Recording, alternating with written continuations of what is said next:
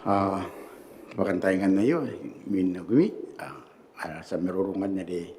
iruruban na taurang kay, tilitan ta kaitar. The Honorable Tessie Area Lambon, ada pun tesai na teman, mayat mama. Tilitan ta kaitar. Kurang speaker sa mga kamyauri dari ki. Meron ta pakantay sinabenin meuri. Si kukuray na ben kanukuala meroro yon anaripos ara komite ibukin tararuan na naman ito po tanometa ara the Public Accounts Committee ke the PAC ibukin an account the DBK RSN note tanaki ibukin diri ki o tanga te bimetenua na kun o tanga o bimewa ipun panaran karaparapan na kun ara sa peire makain ara komite kabinen na iripos yon an account the DBK Os pusmaya na ripos sa komite, the speaker. Noran ana account sa DBK dinanun na ripos do the senera. Pasakan ko ka Kanoan aresen ni pun nang kapara-para ara sa pay na komite the PAC.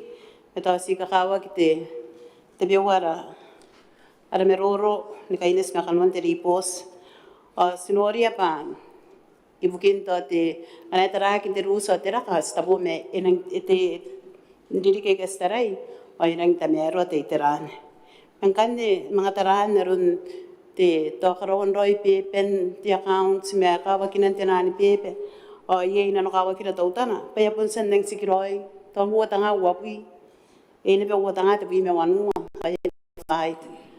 ay mga niri ko tanga wa me to wana wo tanga wa me wo ay kanga mga yete tinakupak pa mga advice kaya mesinang karabaya kain TBK kain de bentararu te CEO kain de management apuntan makurinte TBK ibukin ye ke yak ang kay snoria pa to mga yete utanat me ngongo meron tararuan roi te bebe meron karon te account naron na kanta nga kiron te todo da senera sina mga bubusiya pa nakikiya kirik takanta ni nga pa kana yung mga sina ko pina na ripos todo da senera na yakang sa kanay mina o na ring temero ri kinakon sakan ko ki Kanoan te to tinan kukune ay to ko benang metata ito si tabiwes kan meruruakin yon te Daya era te meruro yon ane te tenan presented checks ke to tenan check ade pun te meton menina non painte te DBK me ke tenan outstanding deposits tai kanis esen meruro na beita ko men persistence on ko tarun aya makuri kan DBK na kateyen katokate yakan kangangai rakanda ninga patoy ina mga kinorak kangay pun nokyo king tenan account sa sunonori kay kaya sen meni metar yakakin kangangay kay otirangan kay ina pun to na pun nang wariri kilik temais ke na pun nakya ang kay temais ses tarataray ya pun kani teren milyon sek temais ya wariri eta katenu ang kanne eta si te tukukune ari yon tenan checks ki tenan manere yamani ometari ay ko nanak return claim check so sa kinabita may sa warere o wopo isuwa tanga ang kay sanorian dinan di po si min pain te tukunin te wo tanga wopi metawan at wopi me wo nga sa daray naron ya kametwa te tawomen beresen sa yakya me ay kawara o metare ay yamani yo tirang kay na peangan te akake inakangan kakayek tiang ena ki mangare ki ena kya kena ki ena suwina nun painte te DBK te manere to ano pundi inde ki luya tapi men ina kanga harun katokan te akan kanga ana pen atawe sina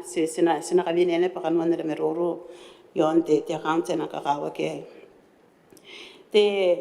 sen meroro na bete takaumen yon ne kanga tenan loan men de DB te loan men de DB te buawi mewa tanga awari esen meruro kina ta komen yon re te loan men te tau te ka to na te million ata kanga pa ya ai ko konan ai ko re kitanan pepe ari pindanan pororoi metera ka Kanoan te pororoi yan te repayments tera mai sira atau ai kan ne tuan na beta kangang kawa kinan tenan bebe song ba ai ka ya pandang men te ruwa bui tabung veteran kan nerun ere iterai kai pare nang kakawa ki hataki min te mani ari ke namane te pota no meta ke te narun na namane tau te ka yang anti pk terangan ne ena ki kono ni bua tenan bebe ai ne beta kanga yoki sek to ki nori tenan di po sai ka meni metar o te ka ngai ane riki maira Maira na rakuaua, eri na ke te ka ane riki maira. Ari ni panin roi, tenan bebe ke tenan record, nkawa kinaki. Awante eri na mga rokoi mim, ena reitana ko te makuri. Ngai eri pondere ke na bete, te tenan rome, pa yere na ke tenan bebe te peua.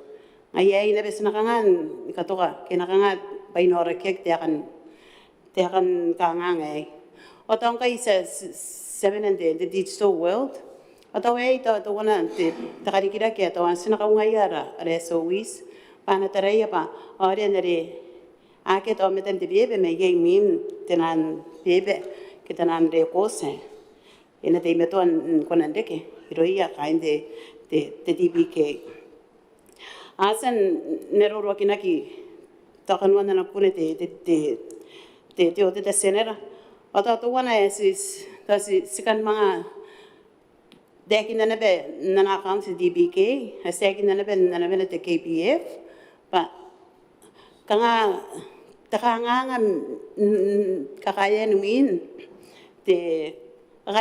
tenan pakaman area kanoko kinte termo away se meton de deki na ba sa tayo nang sirawa muin te termo ke mane ke kanoko kinte post mo e ke ta ke mina ari taka irom te finance ari ruwa te smart ruwa te million ang kanay kay ato nga iya kakarikan na beta ka te to te ngongon na accounts te DBK bare ya po te uniek uniek kan DBK beswe ka para taraw te sa tanguan uniek ba esen ka para ya na taraw ya kakano kan te termo akan iya ke amin te metuan nga iya re ko na pende ke re akam yung na ki min taraw ya ke ta ke ba ante ye ya punsen para kesway ataway kay na be inakangan katoka gina beta kanga ori ki dinanun te termo kita post mo kita songoran meroro kina na account si tau te pa te ifmi singai enang konanda ton katoki kanga kan mere atumera reso wis me te ifmi sin te ye ke are punia ye system puniroya terangan kan ne eto eno konan karawa ki te reita ki merenen te tawana system te ifmi sona system te tapore ena dia indo ko irona te mane re kana ko kimente termo kerina non te termo te kanga te sa sina ko ye tan mane are yon to te beko ke te ro ale te fi ngai sinore te mai sa te buina tanga yang kai arawa tang kai area ata pororo te mane angan te DBK atau bukin na ya lom atau to konan to stara yang ai das ngai ware ke basita buina tanga mai to pana ko ya rapota no meta kana popota ke baira ware ta pororo na fin kapaka awai na pe konan de pat karwawat ngai na kaya ke angan tira angan po kan name iron te DBK atau sinora te ana system te KPF akapongana atau ai kai na be sakade na ko na ben ndeke ya kakinai ron de KPF pareng kai kana ko kuna tang umane te DBK era kuna pon wosi be na kon job so ai kai ena konan te konan kanganga kare ken te bo kamen DBK iri ki roya ara pota nome tare mena isinan kun taro teinainan re kain ara pa makor pare anya na riain penin wosi ye bebe pare ngana kona kon loan DBK ena era wata pai e kana kaina no ke meron bukin kanga kamenon am tang manian o to na me ko kona pon bebe tebe pena ka ko wa ki pa ye pe me pon makoro ye yaram ako kokonen nga po nga na pa ngate am tania ki am security ang kanya tuwanan eri kanya men rapatam yon na oto ino kunan de kem payment te lens ina rang ipopo ki kana ye ya kakinda na system te KPF ako kopon ko kunan dan na apply online ato tirangan na kanya ito ipon ako yata anda pekaw me ina kakaya kita nga ina kunan pipit na pe arun karikian na po ka TBK ibukin itera kya kokoro ari yang nga ye te po ka nakuya araputan nomi ta yon rap makur ay seta ya pare ye nomi ta TPK nape te bewes faya te nga nape nin tote tenana makur ay tok man dokin te tay pon pain ka benen mga pon kanako kinako taraw ete system kanena ena ipopok ori kinaki kya amanga ro meti ta kangsira ade tawangin te tay ememe na ye na anomet TPK ang kanya na ipopoking kanya na yete te online system me kuno kunan kapungana tawan ite tora ara yang ibukin jakanga ang kaya ron kapungana roy ana service kena products te DBK ro yara putan no meta o ye sinori me sa katay nga naro na ba aira apun te meto ana pangkai kanuan na ana po ka te DBK are yon te katien te business na kaya kan mon katya ye business kaya kan de tano ko ye business akay nanwari kita man ito nakabubura naron noran terurungan na website de DBK asa katay nga na punti meto ay na pangkay o ye to pina tanga to kina me yeta ken kan ari bukin tenan pain karo bain ki bes e konan te to na tanga me pupo e na pe bukin kanga te po kay na ke me na yon na te ibukin to te turupen to nuni kitara kanga ya karikira ke ena kon tenua tanga ay ina pe kanga po kaya tan makuri bukin to te ay kakumukume ke to pun ay rate pai ya o se tangte ke pai ka akan kaboy ena kon me bui tanga o yen kanere bukin to katien na mouse ki ka kamingorowan na mouse ena kon ne te me bui nga kanga kai ka tenan anawaki te TPK erang kakawak bukia araputan nomet angkan ye dari kinan dari kanga ana pa te tenan program kitenan katoman eri etara ruai bukin te taute awai to wana te terate tauman bukia atain tere ire ari akon nakon tauman kapakaroya ang ko te takain peire ya nei bakana kupas ang kan kangan ya poka ya mangari ke pate te on the grants ke te poka away to wana re akunga ke ya te ya ke a scholarship na ko PC ato ye ya course ya ki pass ang ko ay kan to wana kawai na re sen de kin ai kai te minita de re ya re poka ya to wana ya kunan na kun ndang man de DBK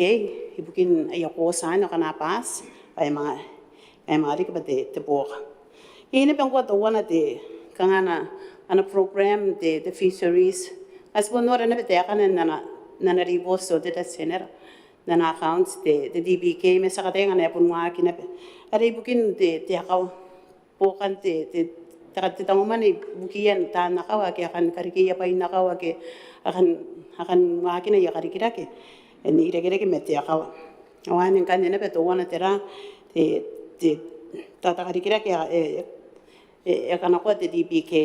ato wana ngwarin tain te pusin to COVID ai po kaya tenan business ke herete tera to COVID stimulus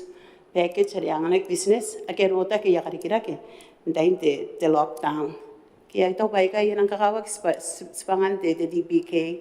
me sinakangan to sinakangay ya kain te CEO wa te board pana ana tera iri ki tera ka abin en kai kya esen gabine de de senera ang kayara arokomete pai na rientarak wana kangan tirayangan katuki kangan ai kan naron dere te bewa si manivenda meroron de taye ngan kan de Kanoan ra beroro sina ka ngaya kan DBK asina bubusia ba na kakaya na pe yanga ina bibi te roya kai no na pe ori kita ka punganan te terate te pai de ka wai ka po ke ni pai ni to men ai ka po na ron te terate te online application ko kana ben de dera ye na ana app te DPK ya ko kuna na penkin o ngana ko ambo busi bukin nam tong man akanga ka kin te KPF tawan e kai Kanoan ara meroro ska kai do ba nga song ba te DPK nga ya ko ya ka bunga te transactive net ari am loan kana ya pas ya ka dina kina penam account kana ya account o ane to wana te ba ye ka bi te arun te mainging hiro ya araputan no meta me samang ka beniri kara ara yang ni popo ki ibukin ta kana kurawan diki te kariken na po ka te DBK ro ya araputan no meta amente kai kan te speaker sa kai ta uri kina kon na komit erangin kura-kurang kaya na kamakuriya hinang siguro ay na bearon na rawaki ay pa ere kaya tay na yaripos busin kayo ay na pong imina sa merorwakin na pay kaya era pa kaya na komite as sina timeton po to kami ami mapuriya ng kakawag kaya ay diya ran tayo na timeuri pero ay at mo kula ba speaker kura ba tilidan ta kaya Tara ko nara sa marori minangan punta sa tiya kanek teman na may ni piso na sa kanton ayaw na tiri ba tapi desati kurara ba ti speaker kay ko nga na inabautay ti bakantay ayo imay na iwak ya punti ti kami udi mo na ko ilang iraga estimetuan na nga nagitimerung ti katikay na nun tiyaw sa iyo tapon ti ko ragi na bagay ang ngora ni miniminin ngora estimetuan na nga tinipon-nipon na kung tiwari karuang kaya nga nila ti ko na ba sina timetua ti katikay kayo ang tatakaru ay giniya haraputan na mat ti panamo ang ti manguri ano pa naiyakain ti ano ni may ti sabay di ako na banin ni Mauri di sabay di ay narapat ti mo ano ba ispo na karabayan na bakain ti PAC report ti oti ta senero antay kiasan tabi an account ti DPK ari minay mataran ti tayo askan na nga nabarte ka ni maruro ti sa babayri yan bukinay enang inibungan na to ti DPK bukira imay na ina kunto ano recommendation ti PAC ti sa babayri o tapo ni bukin na bet yung ro kakawag mo ba sinatay pa tiraro ti DPK patongan na sa taroy ang purpose on objectives ti DBK yo sinang sibakurani ka ngay ayapon bunga na kaunti akagin ang account ti DBK pangayay na ba na contribution na kon digidakin kilibes ako wadi sa babayaran ka na sinuraron ti tirikidakiyon kilibes ako wesan na ko ti katauman ibugin di recurrent esan na ko ti katauman ibugin ti development budget esan na ko ti katauman ibugin ti bubusi ibugin ti na loan na kaya na support ti na state owned enterprises ay ito ba yun na betuwan na ti kaway ti sa babae di nanon ti DPK na po ka na perikida kinikilipes ke paitaw payo tira pa tatiwan na mo ti kakawag pa nota we mo ti mimiri ti sa babae tira pa tayo puntuwan at tira pa tanara pa ti taw ti kaya sen katiya pa nakatayan ni po karon ti payeran na pa ti sustainable development taw pa yes si waya tirikida ay iti tuan ni kikirak misag tirikida sa kikirak ina kikirak para ni kikirak ay ito pa nito na mandate ti DBK pa inakatayan ni boto kay iti na local businesses ang nga nabuto kag iti na local businesses sa ikawarinig ay na po ni-improve na ba nawiya ay mataya livelihood ay spending the tech in sinakatayan ni-improve ay livelihood taraputan nomet pangana improve ay livelihood taraputan nomet ay nariya utakin meura na kundi mew ay rori ti sa babayad ang yari ilo may neto ay inuriya na anaribos ti ano recommendation ti PAC o asipon diyan nyo kinikakin akong tiraro yun ti kanta ni nga ibugin ti DBK ako ti DBK hindi katiya kinotaw ay titabo ni kataraw ato titabo ni kataraw na kuya kurang kaya waririk karon ayak karikirak ayong ti karikirak yon pa ay ikaw waririk ay tao pa yun amon ti kakawag pa ti DBK ikita ibugin na yanit on matakin ti South Islands o tapon na kiyon taraw akiyang mo ayak karikirak nakaginto at yung nunik. Kung na-apply bugin ng painim makuri, kung na-apply na kung DPK ni karikayang painim makuri bugin yung nunik, ari na pitaro ni Meom. To yon the fisheries, kung na-apply na kung DPK, bugin ng pain nakawa, ang bus, ang karaon, ang nanarik, ang minsin. O to ibugin din ang tourism na ba, ay kawari na kita sa babae na to, ay nagayay na kinakaya na to, TND craft, ako na-apply na kung DBK, ibugin po kayo, di sa babae. O to po nang indilo na, kung na-apply na kung DBK, ipunikita ibugin din ang small, o tinan medium enterprises. Kangaya kinang inikita, ti loan ti DBK bugin janani business sa ikanang ini bubra. Ari to idi on ti 1 million no tau ti sebebay on ti tayayo. Kana kunan akong loan ti DBK yo may sinteman ako kunan loan niya iti maximum ako nan nanganak ya bubra siyo na bubuat ti tenga. Ari na no bubuat tenga kana ko yung ikari kida kay kabubra pa ko nakapuam kay bugi kidara kuay ko kunan dokong kanin ti DBK ko nang ipon nako. No konto ti INC tari kunan nangani ko to ilo 1 million para punti kay bugi bubra. Ngayari mo ti kakawag iti DBK ti sebebay no tau pa ipon na dress karikida ki aki dikiri ki na neuroia araputan no meta ti sebebay. Sagsi nga ilalikin na rin ang ati loan ti sebebay do no tau yang na betinan advisory services ki aron to ti tenan services yon ti karikida ki metira ita uban na betuwan na yang opun na nga na beti bayaran na pati capacity building programs na ko tenan individuals sa kaya dikiri kaya meti ti karikida ki ti sebebay. Taon ko yan ba nakiti ko ra kikibun na kaya ayata tayo ang wakinan ti karikida ki ako na napan na kon kawada ti TPK pa na pukiya pa na nga aron wakakin ke anak nga start ay business sa kawari ti sebebay. Ari no tau ti sebebay do nang ini kakaitag ba ti TPK to play a fundamental role de bayaran lagi pati poverty reduction. Okay? Kanabo ni penin hindi kay to yellow no meta sikata yen encourage so meta pa na entrepreneurial minded and business minded. Ang kan nang siba ko nan tigera ko private sector is the engine of economic growth. Okay? Anas ko nan Nuria yon na siya apo ni Benene kamera apo ni Benene karikida kay aputan no met o to mi na apo ni ngayon na ban ni bugi na tuwa na to nang bili maka dikira ki ata kana yasi ti antay ti sa ina meto Singapore may ya pare apo ni Benene business man ti korak ki o akin ang tarati pa ito ano na kung loan pa nakabuhi ya pa ikabuburay ka nakabeni man makati yan loan pa na invest pa nakadikita kaya pa yan iti sa babae. Ngayon ilo ti sa babae din ang inikakawag pa itaw pa ikay na role ti DPK ang kaniso kita di kakin na ipos ti PAC ang kuwan na ron taran tamnin ti PAC o kangay ti tamni mix kay remix kanis ko nang tarayan ni tiranayo patoy bibiti tarana ilo ya ti botan no met inang irori yo mga nang inibuwak untuk kita kang lately buwak at least kang sige kanta nga pangis kanta nga pa sendo ko depend na errori nang punti na to na pero na pa kanang inukyo kinaron na ri itekin ti PAC na report ti unpresented checks tinan deposit payment out Thailand sa ka ay ko nan trace tinan repayment the care why ko nan natagi pa antay na repayment itabi why ka to hindi kay metopon tinan administrative matters within an operation the DBK to the impress material ti sa babae ka kay yapon no pyo ti sa babae man kan estarayan dapat na panin ay do sina ko patiri kaya situan roy ay system. Itaw pa ni tiba yan ang inikakawat. Itaw ba titam ni yang ilang kay DBK payakin ang irori to the financial system maya kami na. Baka ay ko ako nan digi ay ko na trace tinan na presented checks ay ko ako nan trace tinan anti-posted to tinan kana ko man ya kay gilo panganepon na ko yung system di sa babayre. Ay itaw pa ni tiba ito na ang inikakawat paya po ni pipitin na baron na makuri. Ay itaw ba tayo kana ko sa tetekin na if miss ay ngayon iti system to na sinang katayan ni make sure ito ay na-standardize the system sa gisin di tautek on tinani ministry menang pa yung yatinan SOEs kaya na dapat iti tautek yung kan dari situwan na ti system may kamaninat o ito ay na nang inibibiti ay to an iti uwan na ti issue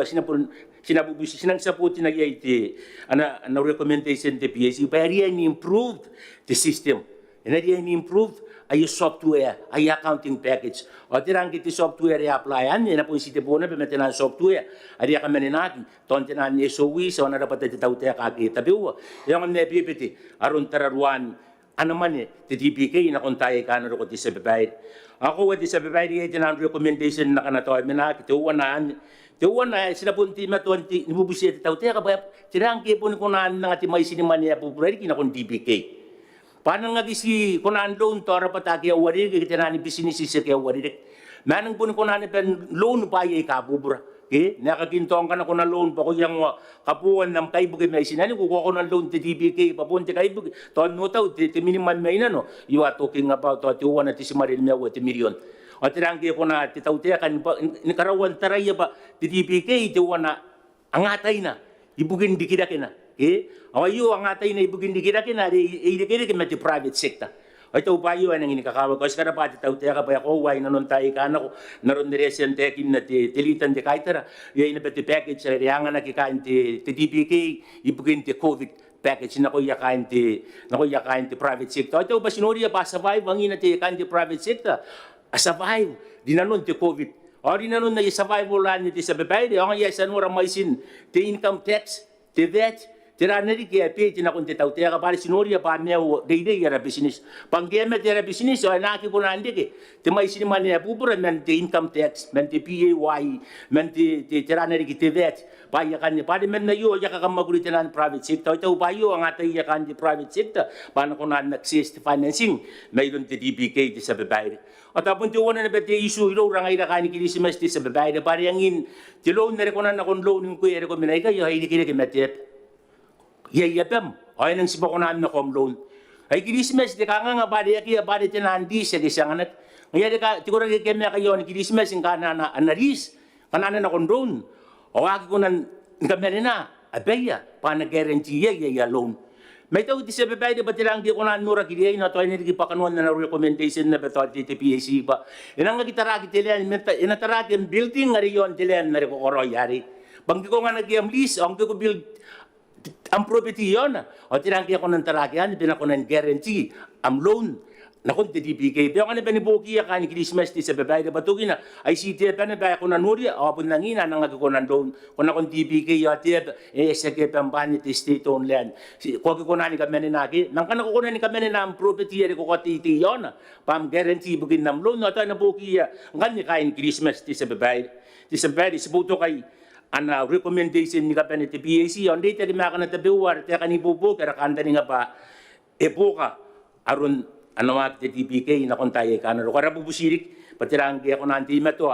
ti tawte kan buto ka ti DPK ni kabubura na nga manin ako ina to ti loan di kana nga di kan bubura na manin kakamaguri di kan ne pun buka ro ti private sector pun iti mato ara ko wa private sector pun ninsinin ti kidake dinanon ti DPK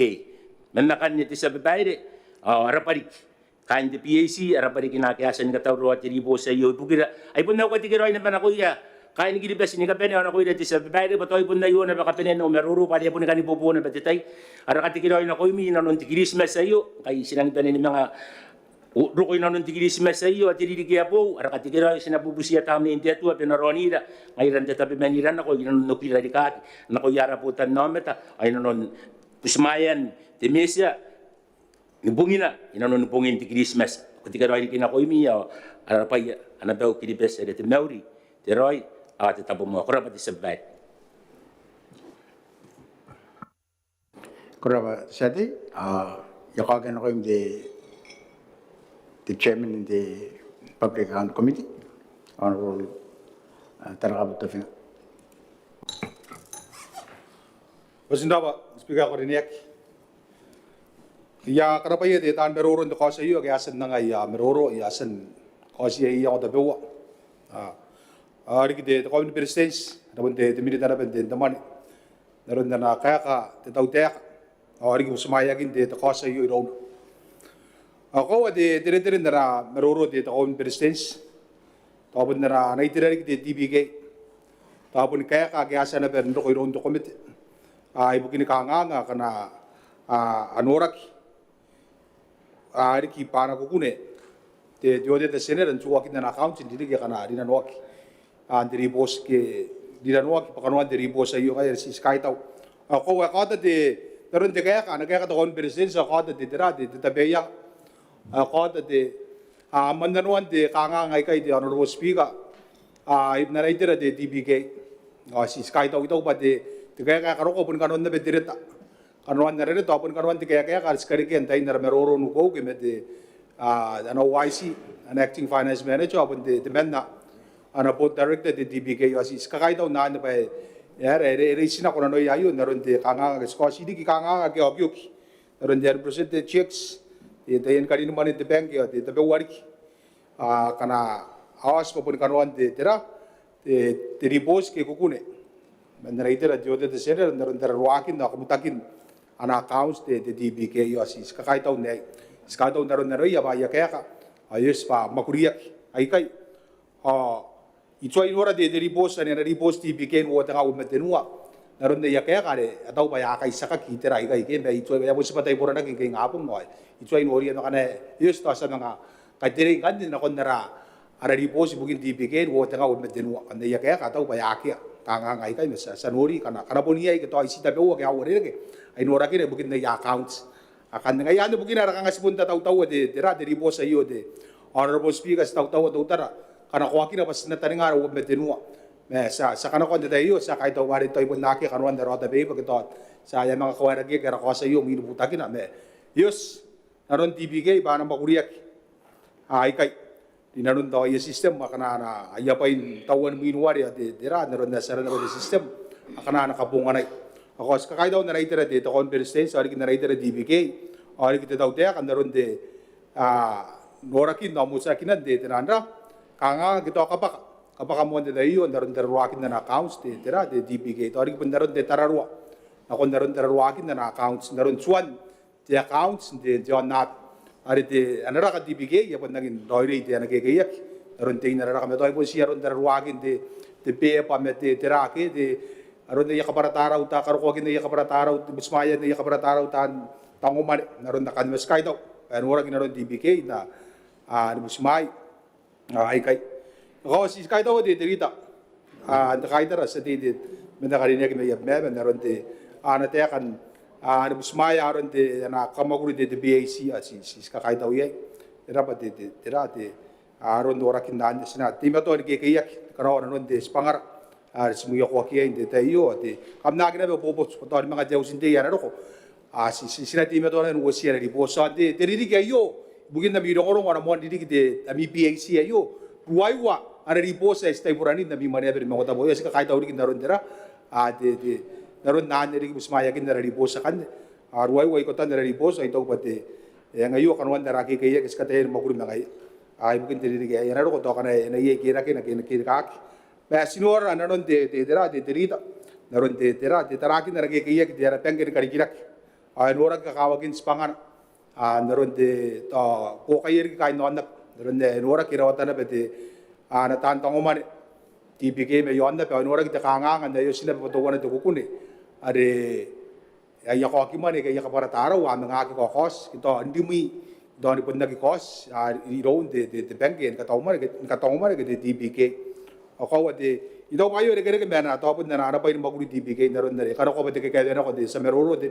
tan takay da sis kay tawon na yang wan tira tarana ba na nara sa munisipal meroro akina na ba na system kaya na pa yung makuri ke tawan mi na nawari de kay BF ay norag pa kay ite tabero naron de anawaki ke ko na ben ni kauki to ame yon na be to amen makor kitabo kana sona ko pun Kanoan ba ra kano ko bubusi bugin de to man ito ba kan yang ko kana naging tabero asis ka kay taw naron na kan dito pa niya pun nora ano ko ra de DBK ano ko ra DBK kita kana na tiranga ra o mga meroro mga iya bukin de yari post meroro akin na yari post sa kanay mina sa kunan ipon meroro ki mga iya bukin da itira kan daw ko araranga kita be de itira kakawagin de ana service de ana product de DBK ron de katong man na ko yatan na kawa de yon da de tan uruni ki de tan ra kan de pe ki dori pun de katong man bugi ate ya kan dita yari ya tabe wari akana pun konani bubugi ay ara pengge de TPK asis kai taw meroro kan sa rede ta kataw na konara sa kapenen meroro sa dito men da karinig may Christmas so itaw pati si kuri de na pero de meroro de kai taw wagin de BAC as musmaya ron de kai taw era pa ai te roi na pero de nora kinara ke yak iraura sina ngayak taw sina kamay tari kaya sina kona bugin de BAC de ri ke me to pun Kanoan de nganora kinan de dai na kana ya papak de mewa de merurung iro yara kay na rokomet ako sinangin kay daw de sa dia kali ni may Christmas naron na kaparan ako naron spangan de ara pengkin kali kira ke de TPK ito parang kakawag yan de bugi ara boton na matatakin de bayas meruruakin o yakin ako Kanoan na ripos mes kay daw sa di kaparan ako spangan de TPK gari-gari ke mes spangan de private sector kira ratan kari-kira ke yohan na pera kiribas kay poningaya tan ka ra puto ka de kira ken da pera naron te wakin karigirak nigere no nakin dari wakin da te tau te kai sis ka kai tau nakan tau ba enora kina be ye te ana sepangan de DBK ta into covid ye te tenar mani bubo kino kai private sectors enora be kora ti bubo kino kai naron de yawak to pun kau ngagin di DBK naron dari tabe kaki ero de sati kana kona na kari kita mais ana nangin mais ay bugia to apun business age kona pun awaki ni business e ka bubura ri naron dari te agina to kai bugi to kanti ay pun to ani ki be betera ite ri kana kona ni bubo me kari kira kian pera kiripes to pun teragi ni tera kana ana kona teraki iri karon te kata mero akin to pun karabe pen na wagin ka tawman te DBK to ri kino ko ya kain te jono ri me kurag ke aki tawaki mira de to na peya mira tapo ka risinak tiraro na kana kona na ben teragi tirakan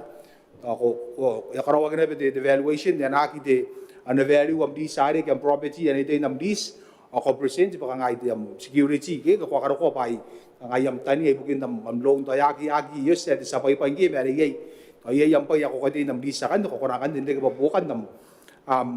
loan no sila kai tau akan de yang wa yang nangin bubo kina kon dikirakin dara botan name to ari tapo ke ana tapo tau te ka ke risinak ke risia itu botan name akade skona ben nipon as tau mi ana ongora kai DBK yo ana karinta pa Kanoan na yawak ke pun mga Kanoan deken te meruro ma kai DBK dara meruro mga ay nerero as skona mga pun pason ken karo ko iroya de teroro ito pa irang darap ite meruro akan da sabon karapay den kapen te tera sa karapay dan kapere tante aki tawaki na ko ya meroro be to ta kanta nga tirari asen meroro kina ga istabona be ya kanta nga kapere me ki ya meroro kina ki ari ki bugin da ya wak ki ana wakin karikirak ana wakin ka tangomane ara pengen karikirak de DBK sa kaitaun kapere sa kaitaw erik tan bakurin DBK te CEO management board of directors when the ante ya kero kon kaya ara meroro ante ari naron te ya naron busmaya kin de de kanganga ana no yan kanda makuri kanganga ni kes naron mu yokoya ke ta naron dari norak bete ana kukuri tiote ta senera ai bukin didi kay kamero rokina kay yang ari kara katikero ya war kaungara no kon de management board of directors staff ni kapen DBK naron spangaya akawa ki bukin nara pangke ni karikira ki te DBK ya rita de katigiroi ano ko rin kapen ko ya kain rap makoro ka kokor tori ko ndaw makoro na beti temto miang rauchu rora kain kiribes kapen de ndato kin diri kayo wo tanga wo men meu sa ora ari ki mga katawroi mind de bismaya kin de bungiya kin sa kameu di Christmas ya wakan ayo apun diri kaya po wo tanga wapi mo ano meroro kan de rorobos pigo ya kurita ba kos ari te na mo tabe ba te tayo bugin kapatagin korap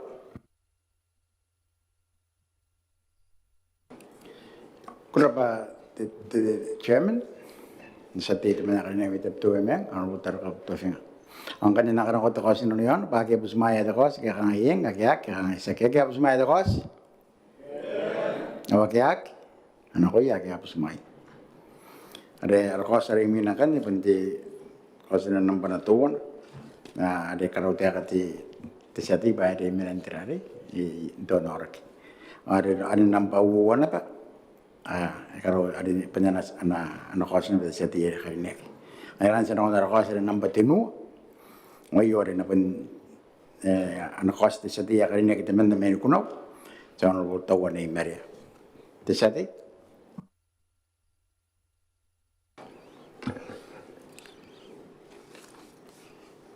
Korapa, Honorable Speaker, ayo tekan no cost. Pa temanya pa ayo,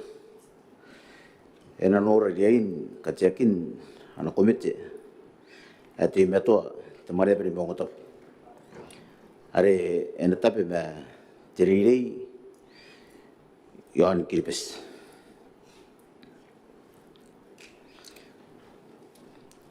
Honorable Speaker,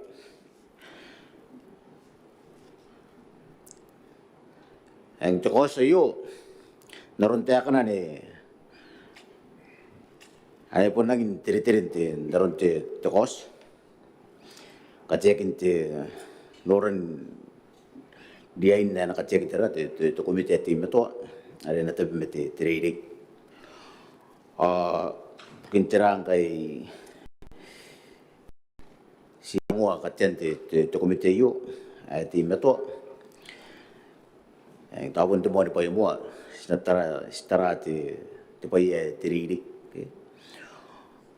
Sa tayo tayo ko pa pun tiri nga ya kingin pa ni kapen ito pa yo te kanta ni nga ayo ye tapi kan to ko sa yo pa ang nariya na pa niya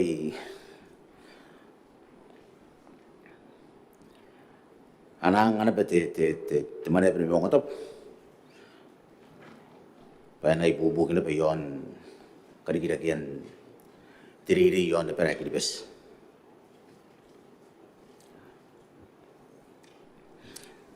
Toko wakonan way tingin siya kire. Tayo na mga kangay pa ngera kay na mga katsek iti tukumitin tiri yo pun yay tiri yay nake tanda pa ko yon tiri o tiranak. Yang ito ko pa to chakin nonori ayo tako ska kai di bayro ya mare bari mo ngata tapu ari kita pun te mare bari mo ngata pare ai si tari mangai ayo te mare bari mo ngata pare yo Australia Canberra te ICT ako to si naron na kangaisen mani wiye kita betuk tanan ko to check yang te tuane pun bang to boyu yai wanu wana no komite ka apun te meto are apun haguran bauna apun dukyo kinap era kai wanu yang apenen kotie kite ta iteran ta bo to biwa kanga anang ka kawaki bukin te tera to dingin akon kai non te poto namat ye dikir metiri ye dikir metu to chunor ki ye dikir metemane ye dikir metu tua ye dikir metera en wan kanga te tera te komitiakan ito ba ye puni ponganan te komite te mane pre bongatok ito ba ye puni ponganai en to pun ponganai ye pun ai bubu no konte iterare are kacek ye ato naron kan to si ta ko to sa terate te botte to te komite metoi bukin te teriri ta ko ta na kon kan tira sipangai te komite yo waterang kan naron sipangai may to bayarang ni kakawa kidik kangapun ana nonori o ana ibubo kite te mare per bongota pudina no ya ana tante te mare per bongota nora na pana wa kite tridi trai esa ni karawa kinte yon te tau teka yon te pai tridi huwar pirin te terapia kau iruya arate ora sistem yon triri ye iri peka na konan kata merwa ki to kan de na itera te buwa ka no konan tarai tera te to komite yo ale no konan tarai ni kato tai jero ba ana kami na repose pa no konan improve kita na kona ni kera kiri arun te to tiang ari ri ki arun te rapau iru ya arate dinarun na ana wa kite te ki ana yong te mane pen bong top eng ito ba kanga to pesian te to na pukina kanga eng itarate te pai te ri to ko to ya ki sa ki trai kana te bo me Are sa tayo pati kanga iro tiri pun ngai kingin kanga kingin pai kapen yo to yo jeno nori ai ya katayen no an nori anta tai yo pa tai pun dia ina pa dia ni ye tira ti ana ko mete na bete mane beri Maungatabu ti meto kanga ayeron na pa to ti to ko mete bukin te mane are nangin ena tabia kina andi muin na ana wa kita tau cek kai bukin kampung anakin ana mane te boto no mata ke oyo kan tane di muin te pa ana wa kita tau cek kai bukin kari kita kente wana no ko ya jururo te pendi kirak atau kana segisi meiru ya jururo warik pada tiri ya ketokina ni karo kwaron te tiri na peni iro ya ke ai kawai ako ye kanga ngai ka step nori yo atependi inaron te waya tiri yo ito pata na konen dang ni bubu kina pa to ko bete yo anto perai kanga nga ke stop pa adia indaki nakiri na ko ya te tiri doro ka kokor speaker ko korine tapon na yo te kamaraparante te kosa yo ng wari kita akan ba ko nandangin ni Kanoan nangin napapag arun kaparan ako nang arun pa sipun kaparan ako te pa ay tiriri ay kanta rin pa tara ginora kiriyain katiyakin te dokumento yo nang boniti na pa mewn jaus yang ne takanta rin pa enaki kin tabero akin diri yon na pera agripes ay kay tipo kapara tay yato kina kay sampai korap ay kurin tapi kati to kosan yasan Maneaba korap Kurapati sati, esan mo te kos, nanon na nita bigay sati ya kadinek,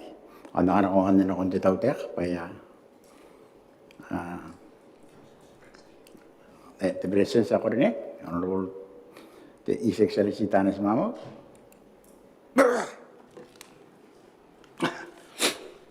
Ako rapati, the speaker, kodinek, espauman teten pe akaw iti ngai pun saruro kun tukin ti raus na pun disi panani ngon ka kameut to kaw kin na ko roi me mon ti araus ni Maungatabu karo kwa sar kun ti nara ka pen pongai nara uya kam na pen mori mauri te speaker ye tabe ka te panan ka ito min na itere tabtek na kun ti anasati ti men na nukunaw adi esan tapi kana kos ibukin katama kakayan angan diki taran tiri kay tapayapan mo to kakawak tira diki tira ka anakunan katama ruak nakoye ato wanangan na katyakin to committee ana standing committee te tausay ke to committee na timan ato wana te spangan to committee era irang katua naron si ongorau pa inay pupuk na kung tawakin day tawakin day ni tiray ka arang mais ko penceri day pencapaya itawaya penang kakawak na ira paron si tiyangon katamaro akang anay inabati oversight committee nanay tira tayo sa Maungatabu ada yang aku ni bubuk mah tu tahu tak, ada potong nama tapi bukan kekayaan nang ada ina pitu maka ke ina rabi panak ke ina roko dikinci zaman kaya tamaro tiri yon na para kiri bas diri ini cara ke level saya ka aku kakur era parun ti taran atakan tani ngadi ana cara te kosan pasta pun ipanin nanu ye kana spanin no to paya tiri ake anaki puto ka tiri ki papon tiri pun je sa pun kingin tiri kirak kingin te wak, o kingin te meu roi. Pare kana ia I kuna kore irei, koko irabe peri ki am taratara. Irabe panata, am kona pai. Kona ana penda, karo I tira ni bubuka ika apun kona na penda. Ia de anya ka anga kawa kinte sara to ko sei pati pai irang ka kawa ki. Pa enari ki pa sipangan te ara komiti te wan. Ba sipun kani karige ti ro me te sati ya kadine ki bukin dari sipun na kira ngota ro nanu na panara. Ana komiti ai pa pai kara pai ka na tara in to komiti ai. Ke pare kangan notara te irei e poi su baka pun te wana te tapu ni mokuri e poi kuri ni kokoro mata pun ni mokuri ke pare pun te tande irei apun katare yak ke arun te training te irei ke karkona ri pati sari irei e pun e kokoro karinan ke ai kokoro na pe pa I kokona kona de irei ai ke tapu ni bukinan ke te irei pun ngai ke ngin te wa ke te kapanien kangan nakua punun erang kakawak o ai saki kakewe pa punan nari sakamandili na kina panarapuk ke arapuk ari muan tetap pangai era sariri tiri sariri joni mak ya kamandili na si ana tai si tanga uni ma woman aya putana kona ti wangere yon jon nat aya puni putana kon jero ya kire ke pai nakina ia rianya ka ko wakin te pe chiri ire yo kona ne te menna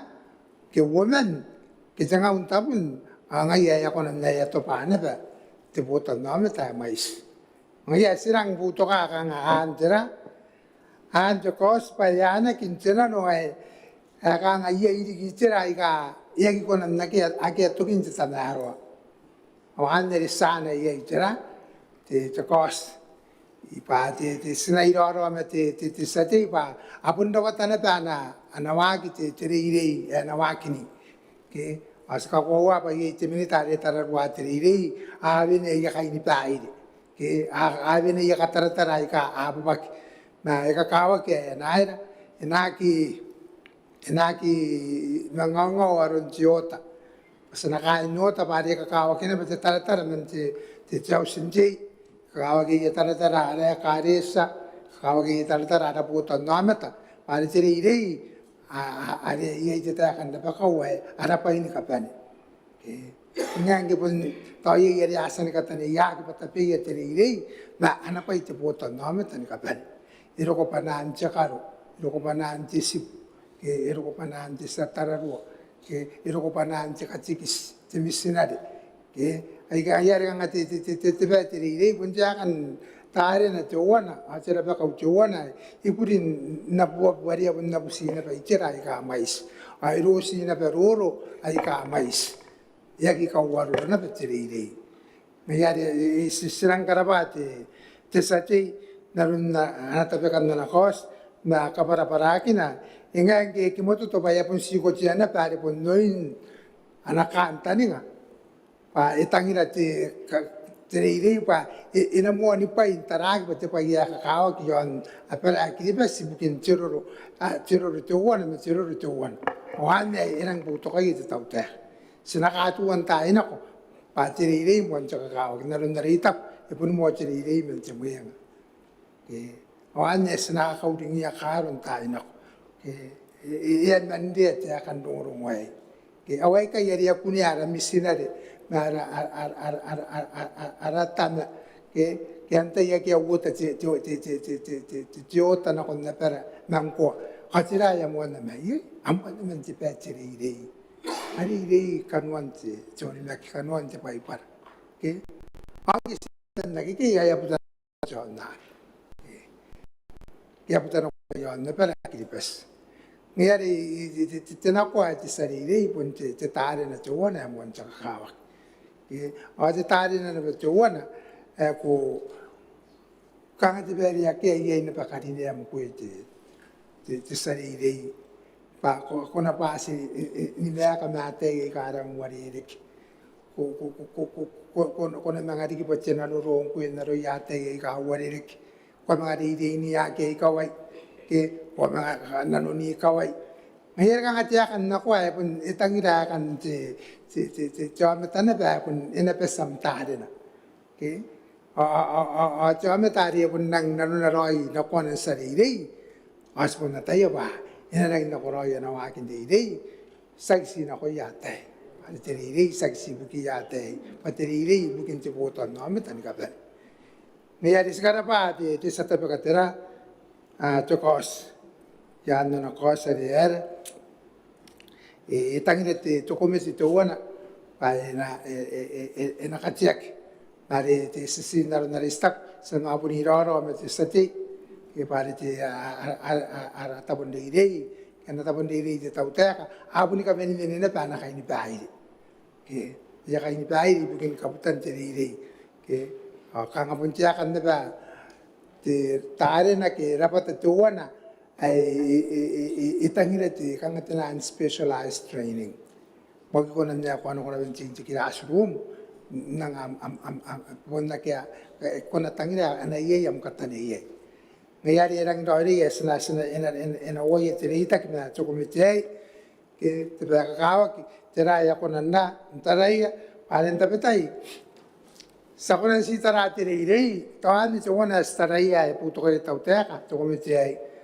palen tapetai ko tarati rei si painalo di classroom ke te sariri na na pensira na ke na chok o na puk ke o ya na te na ya na ro na ita irang ga pa na ko na non ti sariri pa po ni mo men ti muyang onde ya na ta ya choko mi ti ai e ko ran ka ra pa ya na tara ni meroro me ti kari ke ana ta ni meroro na kai ni muyang ni meroro na ka unsira e pa ande ya na ta ya irang dia ina pani pitaki arun tara ruani moyangara ki tasirang dia idikin ni kali na tire ire ina ro ni moyangara pa tipa yarang ka kawak ta kana sipun sisirak to ira wong kai te moyanga yo ni kidipes eta mai te metu ako e na simde ire mangaya kiko kita para tire ire ako ki ako e na sim kisibum no mai pan tukangan na ti buina te minis kita ti buina ni mau na ora e ora amdi ire o uta me yampuk na ora ampuk to ira na ni mai boko na ngai rai kai ka wa yes konan ko roi kai ke hangin te tai aku ni penara tai ro ngai rai ka wa narakanu ngai rai ka wa ke o hangin te tai sa ka sukuya atei na ko ya kai na per ano ko yesipura na ko yesipuya ka ke sa ngania pa itapeya ya na ri ang ko ye tapira ikarang ka kawak na punno sin chokwa punta pera ngai ra karo tapera nasira ke tapera nasira pasina sina punde ire ini ya ina ri kara tai mangai yang kana sma kai ni usin mo ni ngabong ina ri kana bara tai mangai kana mai ni matura akan di bai ka kawak ke ai na yakati to na yakati matang irang kakawak ke ene ya moments ke ya tai manasia ke ngai dari pun ko ra ka ti kiribas ko ra ka ti kiribas ara na pa ni kawai sipun suku ngai ni kawai atai sakasuku yari ki patate ya sina atape ya sip ke nangin jetai ya kana sak tapi ya tadi ya mane ya ke ai kawai ke mari ai anin kan ni sakapuani pai awana sa tangira para kiribas pa nang pundi ki pacheta atay na nakikita kinanunti me un diri at me un wana ito ba ay rakatito wana sinakatayan kikiyak na ko ye sinang kadini atay na ron rakati ngai dai kawai pa taran naruro taran diri ke paman nakanya atay ina pun build na capacity ina pun diri men mai ina ron wari deken an wari deken na ngatana ba siya te pai kararoi pai kakiraroi ke mare akanye ya pun nakunti kanga sagsi te moyanga mare na pun mo man te moyang ni kapane tabo ke sarani batanan ara institutions ara ya karisa ke ara kawa ke ara utu akan pai ka arang dawa tai rurang ai da ka ni kidibas ai ka siria ni ka ungai pa elaki po na ye te rei o tara ruakia na sira. Sebab tu kata kaki mo tuan te speaker on te tak matan ora sebab tu kata tera te cokos na sakan dei sanda tara ya pa kawa ke senang tara ina pa ya welfare ke awarun na aro ya te tani mokuri ke te rei aro ya karo aron tara rua aron te muenga senang kata aro ya policy ke pada na policy te tau te kana kain pai te muenga taranti segmentera happen ya kai kana happen ni ko taki di tak na rapota kina korea ka esa kana happen ni bo puta kina ko makure ka wari ne kai ka ro ya kai ai te wana mai bo kona ina mo ni pai tararwa kia au to pa kia ro ya rata i ka wari ne i tau pai ina ki ki pes te wana tepa ai ana dikira ke taina ba ana dikira ke non tu pa ki roi te ra pa ka me tawana wan o ta kin takati ai menta ka te wa kana ya ya muskai ka no meroro te spiega le tak mata no ora sputo ka tera sputo ka te ko se mon diskroya ta kana ne yasan aka para para ki na ne yasan tapikia te sati ya ka ne te men me kuna rara Kurapa te presens angkan ni Nora na tau rati litan ta kaitar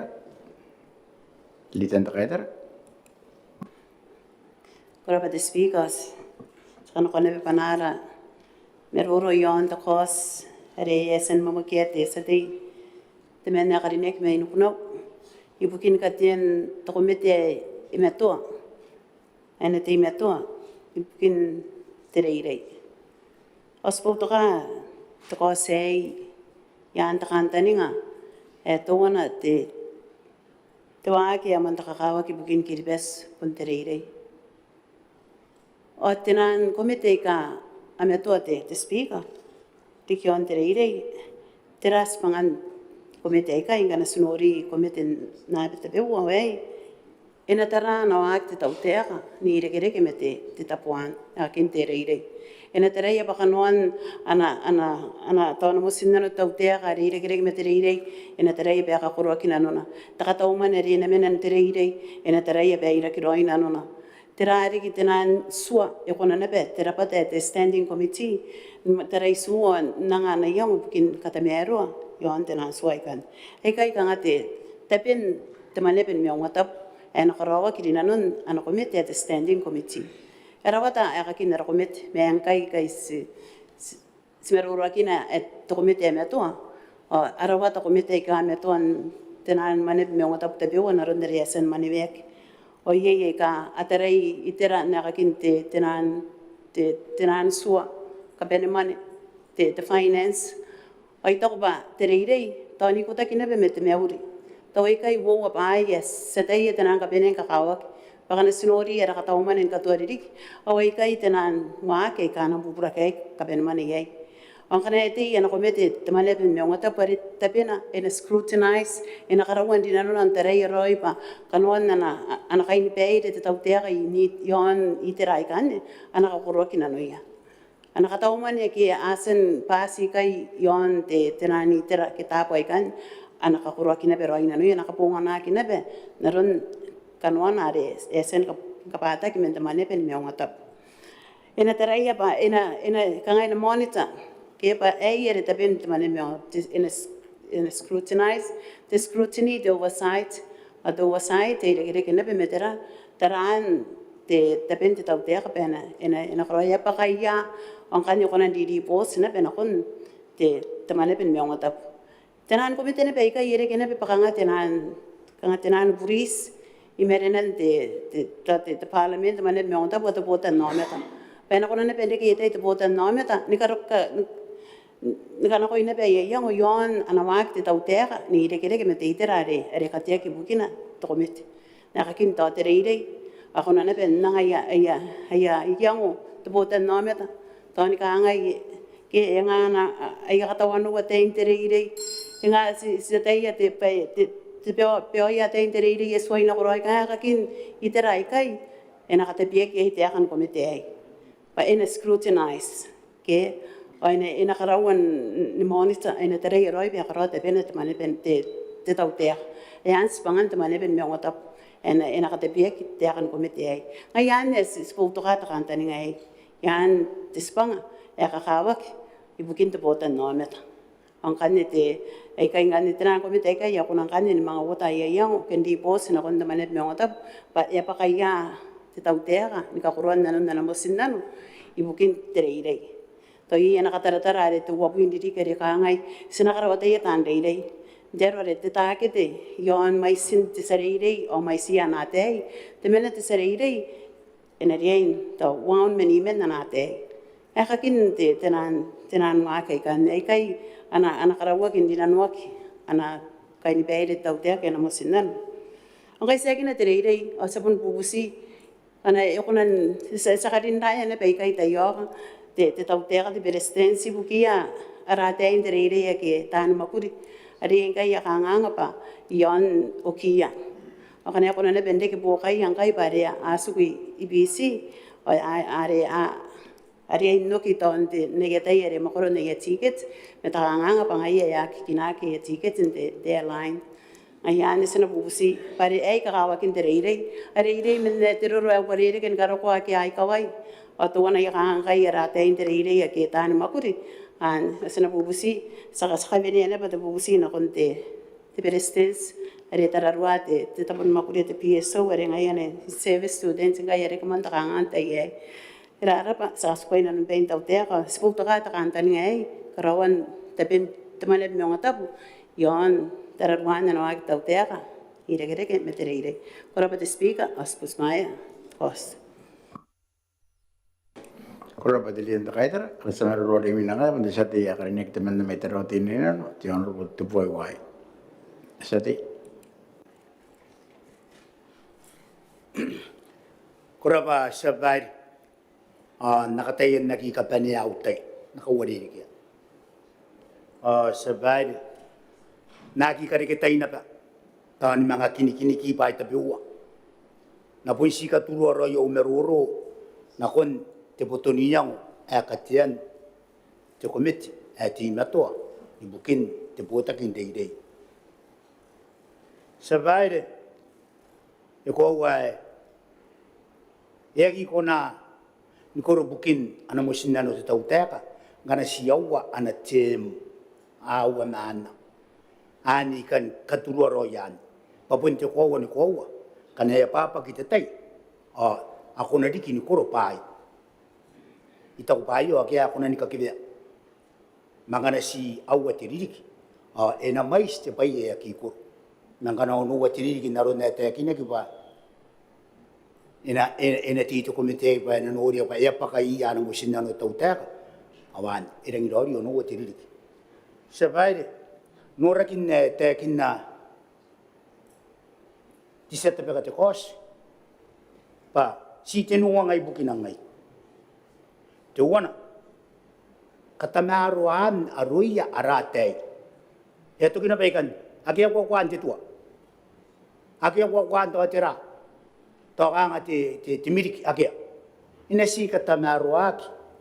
aruia arate antemon te kawowa katamaruan aruia aratande dei akia ngai te kan to tera na si katamaruan aruia aratande dei panganeta na aro ti survive ako na nangin tauroi ni bek kura kuna nangin tauroi ni mete yari kata na aroan aruia tande de te kapena survive pari punting na bayon te perio 3 case yaki kuna ni pino meye kata na aroan arun ay pupuk karo panganas ko wa survive dia kinan titi ya ki mo meya ya ki karo ki meya pon mente menga ki ka meni mo na ki meya nun te biroto pai kan titi yera pa una beni ka makuri ya tai menga po ka ya tai era yare si tenu roi ai ka irang bo to ka ye ka ten to komiti na si ko ke katamaruan aruya rate aki ade dei akan amin ito ante brisku akan tumanan mga teka wawa katamaruan aruya tande dei Pai na ria tamarua. Pata tirana ani akiri nga te tua. A te komite io na bubusi pai na ki kumu te tua. Papun te education pun na pai te tua. Pare sirinia papun ngai te sokorau tuan te ri. Trabania kata maruan ai bobo ki karu. Pare mpo te sina. Ko tora ke. Angge ko tora ke. Nasim eri ri na. Mente tai an. Ya kiri kita eswas ya pun ri na make ke.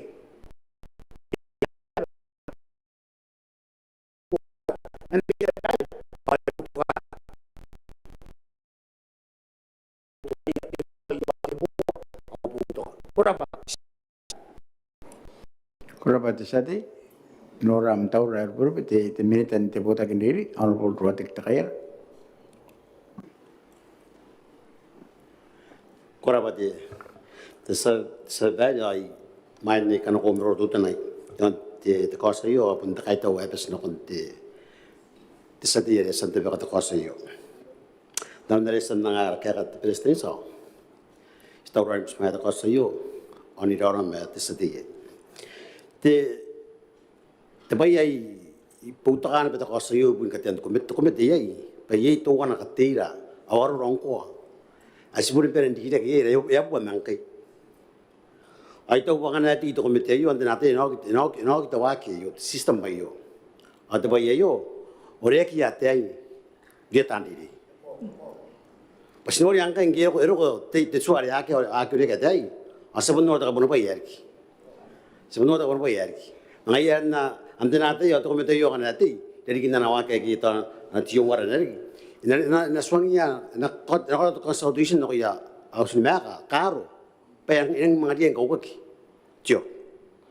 pentir bayang anda sangan mga kidaro asperin wana ye asperin nuria kini kape asperin nusuno wana ye asmek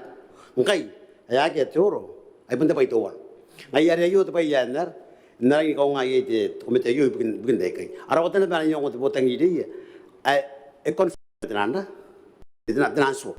atau nanti kita betul you atau nanti kita bantai indah, jukona kaya angana, eneng pun menga, yang ini meroin, buat kita betan dia education, jero pernah ke susukan, jero yang panin roy itu buat bisnis, tapi yang ini kan pernah bukin temaruan yang ini, no kaya te, yang ini orang mereka itu betul kan, mendesain teknis sa, butuh kata kosio, sian no point ya, si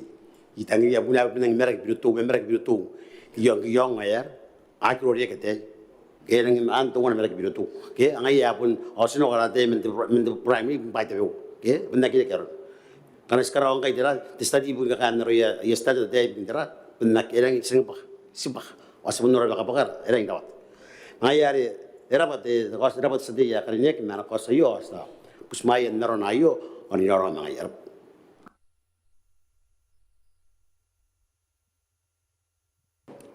Kurapa te minta, ada semarlo ri mina pun sate te mena kali ni kami dia yan.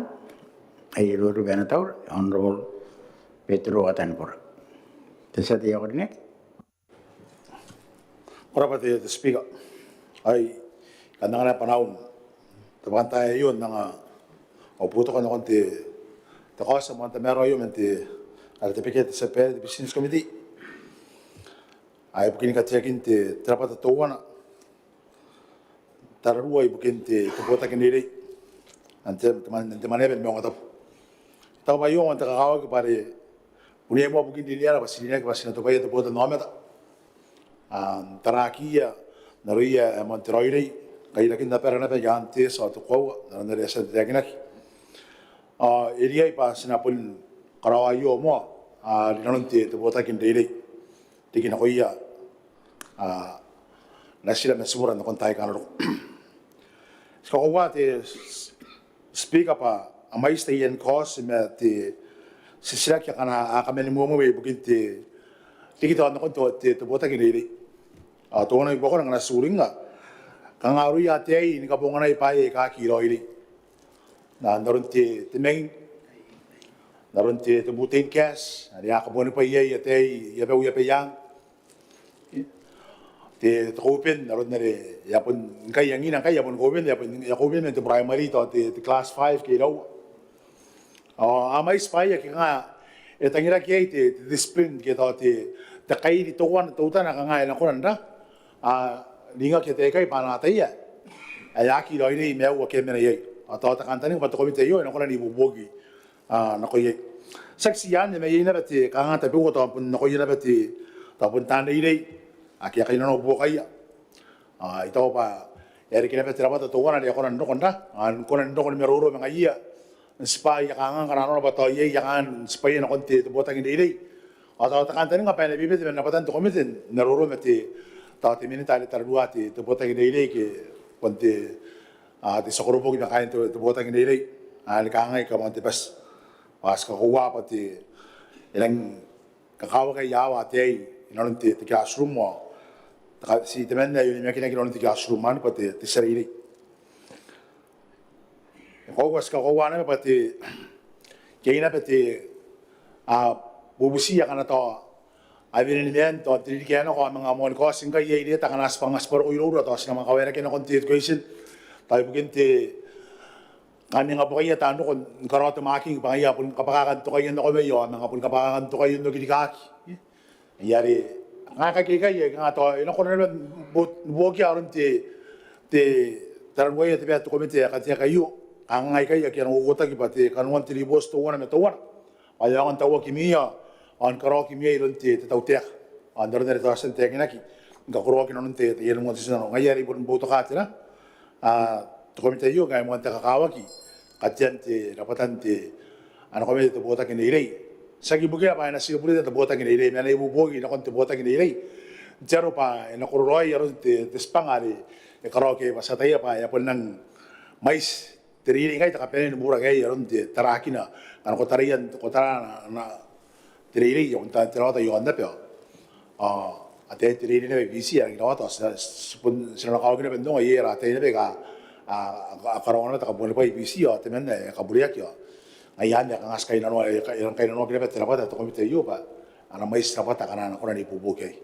tas yan yo te kan ni ibubuke na konti to komite yo nang kaupo to kana konti sa pe ya kan to komite era pa te yang o spoto ka te ko sa yo rap Kura pa sa dia ko rin ana sa mero rin minangan pa sa di naman nan bakal nek may tarotin ino ano po birma katakan de sa di Rapa no speaker tabi nga mas na meuri na meron de bakantay kam na pena mo ni meuri aro speaker asin ina ngore kita pena meron gin de terari de motion da yo tayo mo na men panaw buta ka ta motion da yo men right na yo aro speaker ata aro speaker de teren de ran meron wa asa no mai patiriri irosi ta boy karawat atau nga steten de iri kai ang ina buntara na per nga the formal education, the preschool, the primary, the secondary, JSS, the American, the university. Ito, ano speak ito, ngayon sila nung tira na tuwan. Ito, sila katayin kayara nga, sila nga, hindi ko at itira yun. Ano speak, kakawag kaya tabi kakilang tirili. Pari tirili, puning ngayon na bakingin ta kapay. Tirili, puning ngayon na bakingin, wakin ta waki. Ano speak. Ito, sinaspun si taray na ron ayo pa, tuwan kay te terapatan daily ya sinura kita te level as te sinura ngayon bos pika ana kami tuakin araswa ay kiskoroi menterari mente te Maneaba ayo on bos pika andor na sa tayo te posito wana te tabu daily ya tawroin karuan te tiran posito police me anong waro ran tayo bos pika arawata dapat ay kana kami tuati so bos pika ana kakawak parenta betay sina mga punti batayen nanon tuaki sila mga kauntia ka mga iya, sila mga era mga iya. Ikaw, ba rin ang mato kati so, ano rin na nota, ang nataron te so, ang robos wika. At ay, hilikin tayo kayo, te, ang robos wika, bugin na, te, nilong yon, in Singapore, o yay, te tapon nili, an academy, ay aran na ba, te home team. Ang te home team, mayo, ngayon natin na enforcement officer ko yay. O, kuna firefighter, kuna, te paramedic, kuna policeman, kuna immigration officer, kuna custom officer. Abin karkuwa kinderari, the institution yo kaya academy yo, o train may kan ni honorable speaker. Tayo na tayo na karikirek terari, te nauna na tarak de teran. Payo te perang kau kino koilo, at payo kerang kau ka honorable speaker. Naroon na tayo akin na te militant education. Te payo yabuwa. Naroon na tayo akin na te sa team ay payabiyang de man na karinek. te discipline. Ai ko discipline na te me inan. Atu kin te tai ai ko discipline na ba yeta. Ang na ngari ke bate tanga me to atiswa. Ari ko tara ba ya ke discipline. Naron guys pun atai ya ono bospi ka bate police ya mon ni po te discipline ro ya. Awan itu ba ya ka ono bospi ka. Asin ang tagilira ba pangal ina enforce this wa. Ina discipline that. Ya ki ka ngai te ro no makuri ya ki ka ngai ka ina wusu ya ki ka ngai te sati te minita. Ngara obru atiswa, ko obru atiswa. Airang kawa kan pangane pun daw asmu yang roi ni tenan oro bospi ka. Tai wan na kena berakangan. Paling kena disiplin menaraus. Kalau sini kau yang nasira, disiplin nasira. Ayah pun pernah yang roi ngai toba sira busina, sira boto ka pento kompeti ai. Atira ante ya kana aku nari kategori institution. To nakin pano kunan dari. Kameto ati tirayu. Tapi tai yari te kameto ante so mista boro nan kapen. Mangkai kanga ko bukan aku kon ta boto ya kakin ability ta kakin piritowan. Kumar kon ta boto kon mangate kakin piritowan. Yari kanga ayu te besarari skansia. Pari ira patara ante anata to komite yo ngane ira ngai pai kan. Atau mana kita tahu orang bosbi kaya orang tagiran itiran ayu. Pasal memang pun kaya tiang. Enak pun ada bridge. Tokin dia iri ya tiai. Hari aku nanti manga kau kaki kawai ya. Nakon tatu university te orang bosbi. Itu betul orang ayu tak kawai. Menteri dia orang kinagin teri dia. Nak kini MTC. Aku nanti mau orang ini dia pakai kan jangan. Tahu ini kiri kita kami tahu nanti semua. Kita boleh bayar kita orang bosbi. Akhirnya ngai silang dari silang ini kota kurang dan motion na iwas silang tahu yang butuh kai. Ati terang gero na pai montagne kiperak. Ada pun na pai tahu tiak sa kasini sa kabinda pati tuina tidak pernah dari. Data kami kai ada tukin detai. Karena mengoroi ya butuh nama ta. Mengoroi ya per. Ayo kurang asal pembelian kurang orang bosbi. Kalau bukan bosbi atau nomor kana warikan ya si kurang kuasa pas butuh kati motion. Kurapati sa teorne ada samerori minangan pun di mina tebu pintu botakin di dorong itu ben nama mana yang honorable Alexander tiap di minita. Kurapati speaker ako wate ikan meron yang to kasa mo tupongan ay ikan mo naman di ayah tiyak kan education dari di teri pun teberan kapten. Akas kato to kasa sa bay Ekateria ba teu sendiri elang tei komentar na kuno terdera teri setai elang kuno nurarun biri teri elang kuno aku kau harus benar teri ba elang kakawag teri angkana eloko elang itu komentar na kuno kakangan nga Terus bang aku tak kau kaya gitu, tak kau tamar lagi. Hari kita punya barong, asal buat barong ayah, araruru. Ayah kanting kamu sedai. Oh, ini nak kau ini nanti, anak barong anak betul, anak kain kata di jauh sendiri sedai. Oh, itu aku bahani. Ini yang ibu buk, kon ini sedai. Oh, kau yang tu kita yang tahun diri akan early moments matter sebaik. Pun kita pura sini kita lihat early moments hari. Pun sebenarnya kita kapan pakai kaya pun sebenarnya kapan itu bayar diri. Mentemunya, mentemuan kapan sebaik. Oh, kalau kau jauh sendiri sebaik. Ini kita turun ruang kai. Kita pura barang agak sebaik. Sekarang batu kosai pak. Ani kata tanggiri apa? Ina rekin apa? Arun anan monori jauh sendiri, nor arun tu barang, ari anun tu botang diri setai. Ada barang lagi, kanting apa? Araluru, emang tak kau setai, terarun barang lagi. Orang kaya pun juga tak ada, tu mana memang tak boleh pun tak boleh setai barang. Ada yang kasaki ban kau setai, tak tahu mana terang kau setai, ani itu baik. Yang tang bakar kita terong-rong, arun tangin panan tu botang diri. Hari kita pun barang lagi, arah kamu tak kau setai. Nyari ane itu ikan tidak apa? Tiakin kantin ngayu setai. Ini orang ibu buk. Jadi nak tetap bu. Hari sekarang biar barang air roro. Ayat katan barang ating gran. Tan karo anon tingap. Ane ikau ngaya. Itu apa? Enagi nanti buat arun ta taran to komite ba ta sa beto ako ta sno ga ba pangatira na ko to komite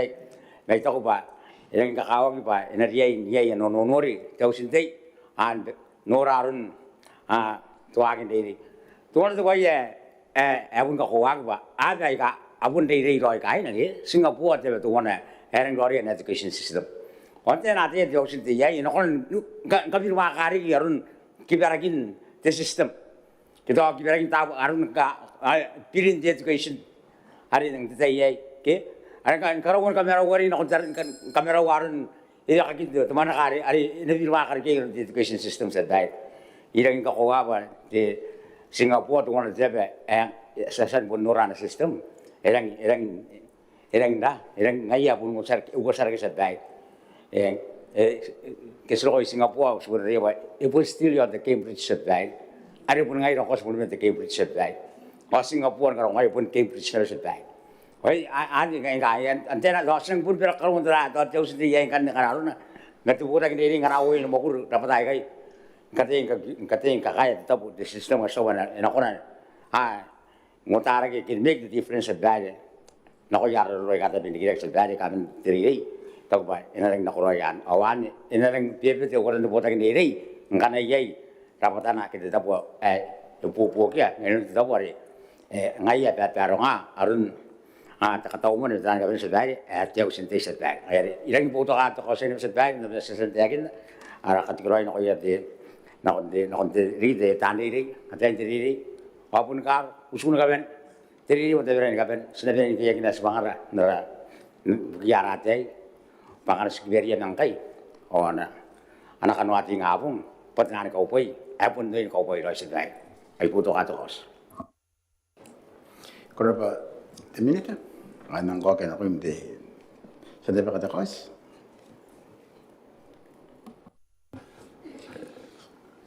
Korba, Honorable Speaker. Yerimon kai tauia na ke asan meroro yon no kosa yo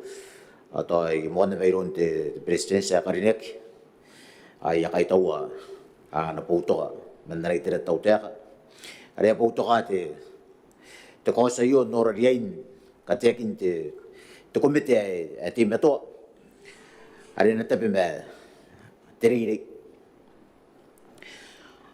Ako ay pegi asan tekni ay ka ngai ay poputo na puto ka te tautek yan te kantaring are na rari to yo te komite to na mandana Maneaba ni Maungatabu kiribes are na kona diginda ni kame toy to tay ni pe de kesen asan vini meron te bota kiniri Kawa ba yang punya yai ana pepai te teriri yai tua ke asan veni bukan teriri yai di pain ka pene ke abusen tauroi menanai tere to tauta kai bukan wakinan teriri atau ko to yo kan te to komite to wanare naron nare kang te kinanga te teritan te kaitar ai kai to wana bukan potokan te katien tera te to komite yo ai to ko pai itera na to wana ne na to komite yo are na rari na tarai tera kan pana ana ka korwa kina noi yang ito pati tera yang tamero te teraron ron doran te to komite yo iron te tiri te kaitara jaro are kanga ri pa to wana tera patare na ena scrutinize ke ena monitor ena nori ta in oversight ai na reporting ke na ka karoya ni reporting na konte te Maneaba ni Maungatabu jaro are na ena konari kini push ke na konari kinda improve ke na tabero arki aron tera aron na nawaki te iri kana aron pa yei kapaka ai ka enori te komite yo yang ito ko pa tapon nane te oindoi kanga te yong yon tera yon te komite yo zero re rari ena konan ni pili na pe yon tera yon ena nang ni kakawak ke ena pirimak aron na nawagi te reading yang kana ye te komite to wana ya pun iri na kona pen ni buki antarai itera ni kapen age na na konan norak yai pa ngai te itera ta buai ka toi si ka pakai ki toi ka pakai na itera te tiriri eng ta ko toi ta no konan ben dikiti tera te komite yu pa ngai to wana te komite na konan an takini na pa min tiriri no kon te Maneaba yu pas na ta yen tai no ko pa uwar kai ya aron na yaki ki rate ki men lewos ni ka pen men di school ni karo wat te kawarinan the primary te kawarinan ni karo wat university ki ira men kai ya anang karige ya ti guri sira men na anang karige ya masas o tira te in field ki akan de aron na pun te kina kilu yati ani meroro gasen meroro Singapore nang te kina ki Singapore pare pun nani wakin te tirkirak ki ai to ba kan tadi nga yang ina rari ina wa kon an tabero aron na ri rik kan aron pa ye to komite men ramane ben mo ngotop ai no konan tarai on dina non diki wakin tiriri ake apun sen veni ai non ana wakit to ter ako ya kai tau ya te tanti ya kasen meroro apun te minitan te education ai si ye to pa ya taranda ya puat discipline awakan di pay ito pa Kanoan anawagi to commit arena nang konan dinanun pay ke sto pa ngai tanti si sara si to si tapi yang ayai ibukin wakin ayari na sira sibura ngkai ano kon taye kanro eng ikai taw te sati may payang di man nare poto kana pati te pirayo te kabrao te osayo eng te sati may tarawate ni non are meroro na pa yon da yo anang ni bubukin na pa na ana yung yon dira yon te komite yo apun te minute te man nare pun nesa na pa minute te education ang ay te kinara pa te akan pa poto akin te kosa yo alo may ay era pa Kanoan te meroro yon te poto kan te kosa yo ata ya suku na konon paint tau te kan tari ko pa eng tayen te tio wala kana na pero ngai aroi te tau te ibukin te komite yo ai to pa ka kawa pa sina pen ni na roi ina no ngai da tante ka pen ina no te Maneaba mo to po yon tero pa ara komite ai ena nangin pongan ena nang wan ai bukin kilipes ngai ani ngapung tai kana ro ara pai te mau te roi atap mo ya to gira be kai te All possible. Korap. Korap at sate. Ya sa mo kita kos naron na nito bigay sa tiya kaniyak. Yang kana ko to kos na ni ba kaya no ye kaya ngayon o kaya sak. Kaya no na ye. O kaya ay no ko ye kaya no na ye.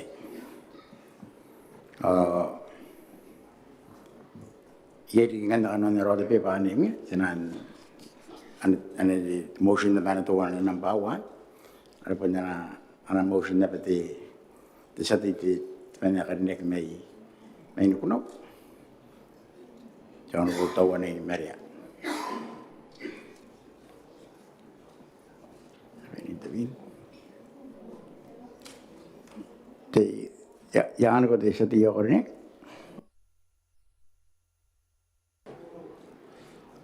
Ai korapa te speaker mon te karinek nga korapa kay mangari ki nakon ar cost be to wana yo eng ta ko eng pun ko sai kai kampun gara kampun donora te tera te no te bepo e apu ni ri na ben ito ba te to itinu wang kai yo sina ke ai yo ke eng mera pa renga ya pun Sati, kamarasi kamarau kita na si ye te intervention, ye te presence. Berapa sama dengan aku nora apa yang kau ngora no cost seti. Sama dengan yasan bono kami pun si kau lengko yang pun wang itu seti ya taya yasan pun bono no. Ay rarap. Kalau te presence, en ako yung te sati ako rin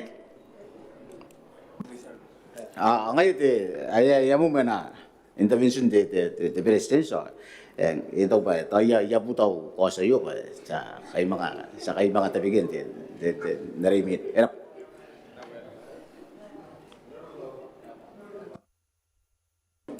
Korapa ti bisati akai ita pun ti ikaw ita kan ti mauru pa tau tau.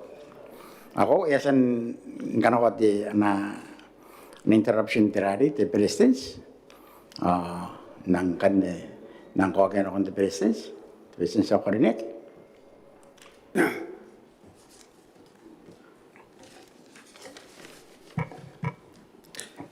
Korapa te speaker korinek yan spangawan yon ti rawata pibo bukin ti bongai pa tamania tai enang musrawan karo kuat tai adi na mga tai dia ki korapa te speaker Korapa ti presidents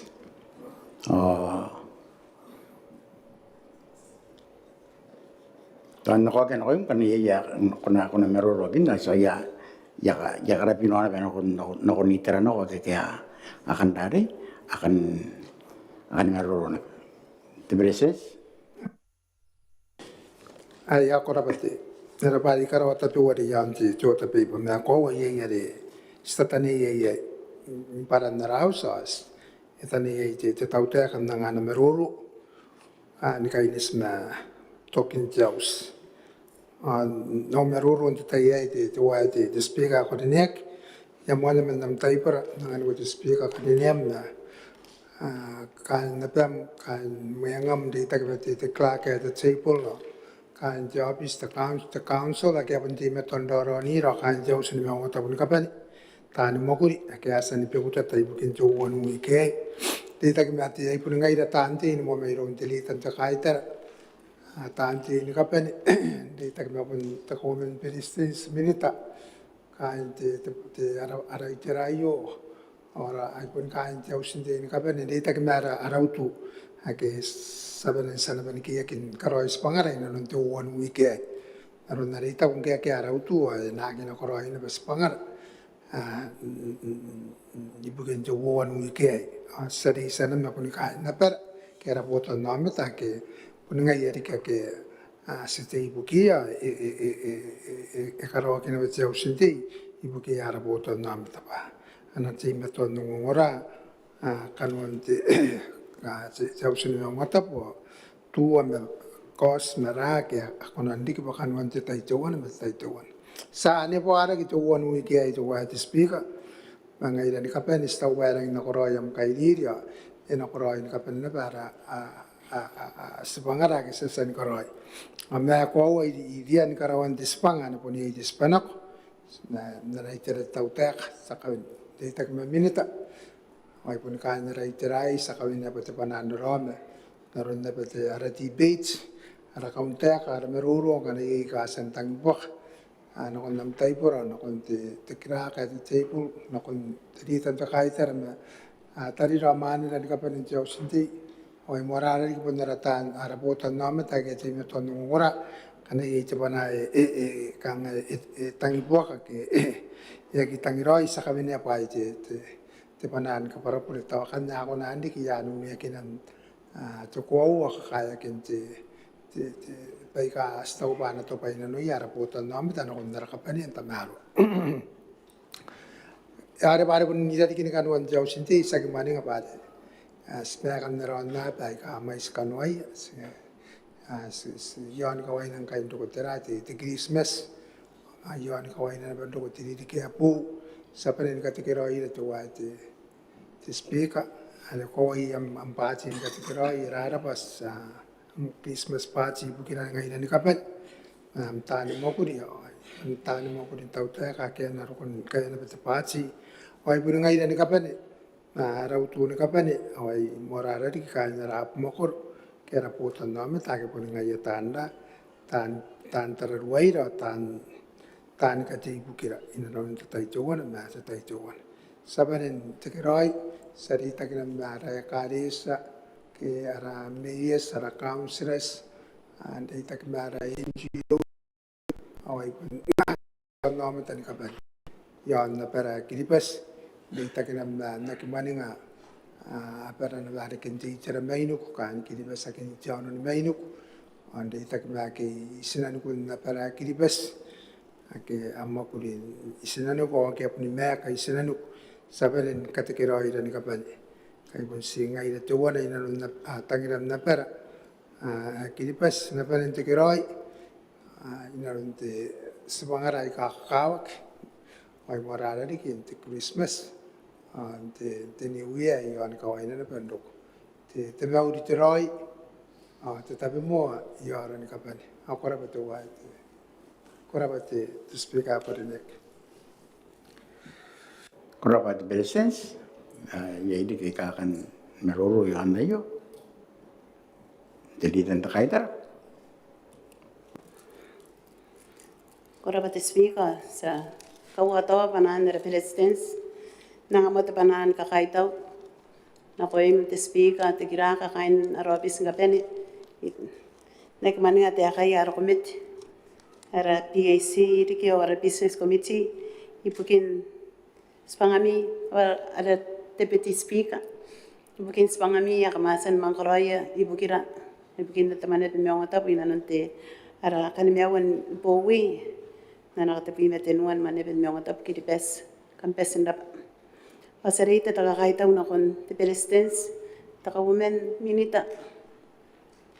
ti sa kurubok inti cabinet metan kurubok septan sebebay met kain te bepentara rua met menesa me CEOs na nakampana na ko ti tauteka. Ora patana ko kiasa na be. Kakuro inanon spangan tamane pen Maungatabu dinanon ana kaya ka ti tauteka me spangan ti tauteka rang kakawa ki bukirang ara kain kiripes. Oni kaya iri ki kain ya raputan nome tari nanon dara sisirak me ara ko sa kisasen mamaki kai. Sakay tawi ana pe. Araputan nome tari hati meton nun mekinira pasina sina tei bukia ni panania nanun damane pen Maungatabu al bukin aya puto ka tei meto me ya kaunga na koira asakina be maninga arausu tapo kemena yai bukin na ya puto ka tei meto na koira ngaira tante metan ka bener ya san puto kaira inanun kakuruan nanun sepangaran titayai as inanun to 1 week ya sinakabina ina panaran kaparapure na koya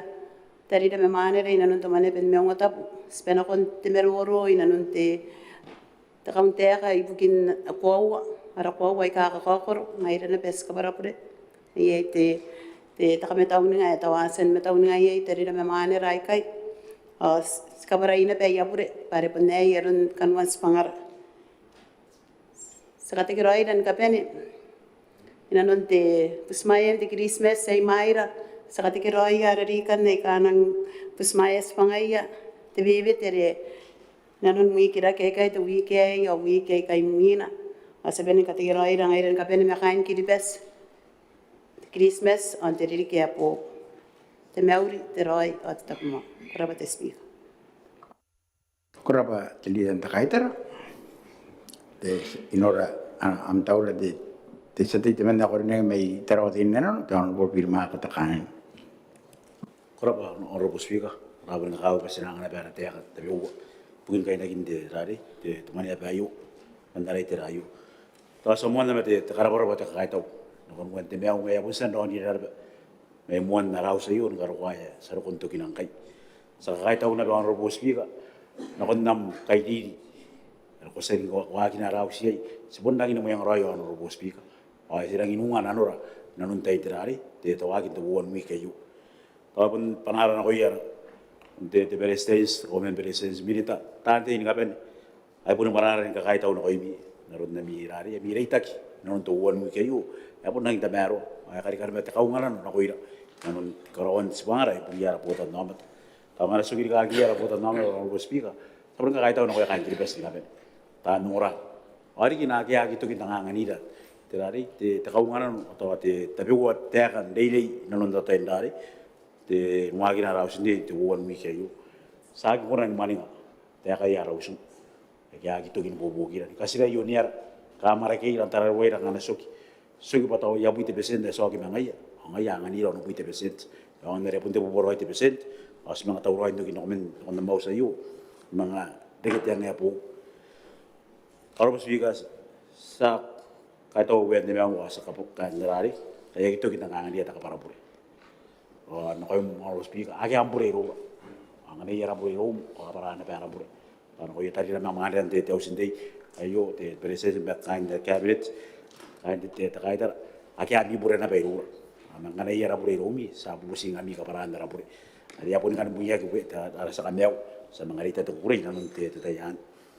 So sa mga na ba tayo tapanan dari te kabara pure na koy ta nora. Alam apa ini nuna tayo meruru atau wati puru atau paka kapanara tang paka kapanara sakali niya pa ipunta panan dari te kabar bura tayo sakali ka pakara kanuan tiriri na tayo kanaro kalau po speak ari ang puli pene tiriri kay ay punar ka pene na pena usayo saray ka kahit usaka katigroy ngoy rani ka pen na tayo to we atau derangi rani pene tirari te usayo iyan na mi ridam payo saka skwero irari umi rani kami to we na ino tapos na ko yara usun ka pen ari kay na pera kilipes Natagilaki.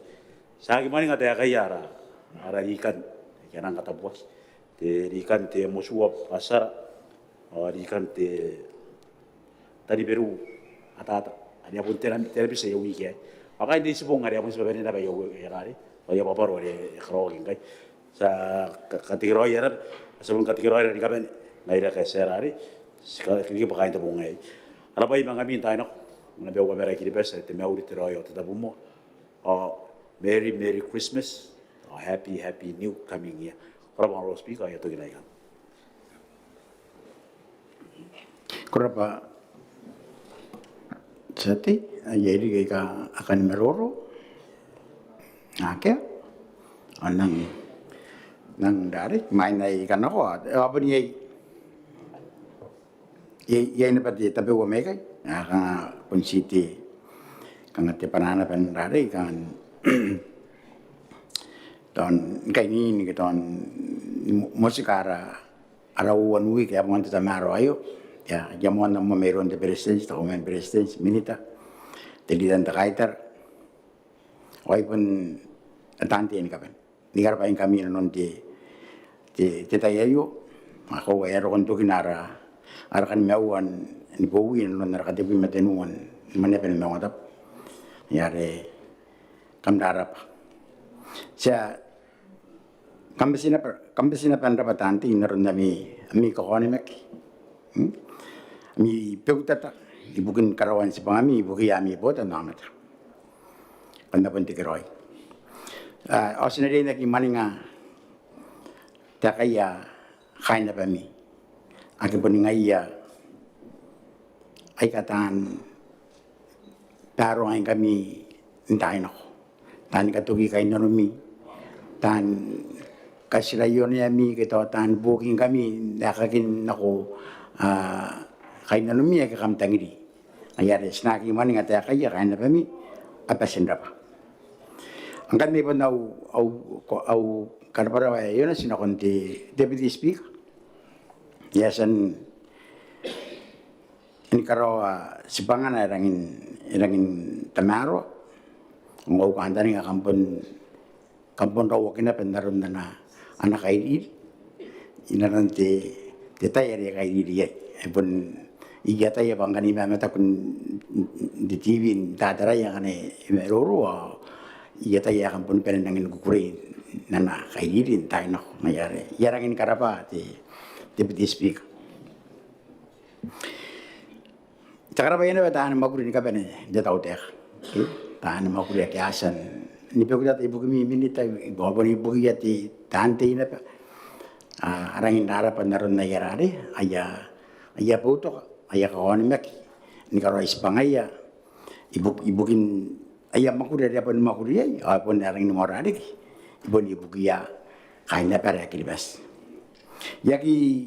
maninga teh kaya kain ti business committee. Selarang karapaya kain the business committee ya ukantani nga kampon dari kampon karapaya na daron tiba pa ya kampon nuri kain kaya ama apa na ba sirak ko ay po si dokta nang kan ba po si tiran ko aski mayor ya para to pun ay po yon ko ay ukantani nga ba ana pon dari ana pun tapi nang kakaya na pen buro wokin na tamaruan na ya ay pa rin teror kam na ana pun ipapa ni kita wana kan ipapa ni kapan ti Kanoan na miyaw sinti are kama apa kita utami ke kami kanu kama wasa no kon mane pen ngota ayya gimana nga kain ara abis mo me unti tigrak apa ni kain ara abis ni kabane deputy clerk ya ara lawyer ara PC ara parliament council ay pun kabane kain tirari kain ara abis ara indara panaron ayya poto nakoimi tanti nang kakawag pa tapi ramen narobis sinariain nangin kakuha na kinakoimi kana yaipi kakam kayo no yaw kantaring apa tawa pun daw wakinte nanumi ako nakira wakin nanumi siya mang katayin kaya kinikin karaw nanumi na kung tayo kay Mayr sa kamaring ati nakakatan kaso at atay naman atay na kayo atay naman na riyasan dari asan ni kaso ibu kami inon na mita yayo okay ani kiriya ni mamiteran aura kin na mipe pa mayro yami ami sa korbo gito ami staff ganado ko inon terari inanon ti manepen Maungatabu o terari pe ka karoy na ko imi ano ko iran kapene arang indara pati nakay yagi maring ati titasin o sergeant na tam pati ada sana pendari boto inaron kita yayo irang kadapan meron na ana tararu okay atau pun irang indaw na pa jauh sinti okay para ye kita sini inaron jauh sinti to ang kaya ang kam na ana pa sini kami kakara kay ka akira roy mare ka daw pa kampun kam tara aja saja na kam pun memak na pagi yari karapa saja. Akan ni main ay tayo iko, tapos sa kita kapan ni pun tuwa na liki. Tayo ay kiamat aki Asia